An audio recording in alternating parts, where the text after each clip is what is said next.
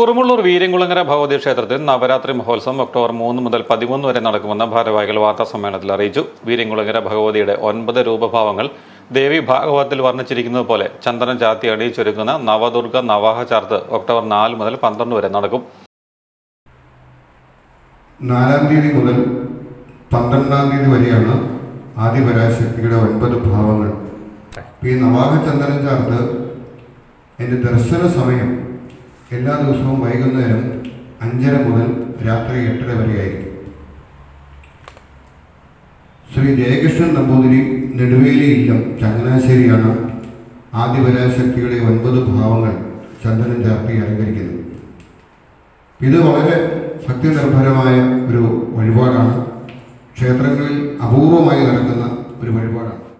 ക്ഷേത്രങ്ങളിൽ അപൂർവമായി മാത്രം നടക്കുന്ന ചടങ്ങാണിത്. ക്ഷേത്രത്തിൽ പ്രത്യേകം സജ്ജീകരിച്ചിരിക്കുന്ന നവരാത്രി മണ്ഡപത്തിൽ ദിവസവും സംഗീത ആരാധനയും ക്ഷേത്രകലകൾ അവതരിപ്പിക്കുന്നതിനും അവസരവും ഒരുക്കിയിട്ടുണ്ട്.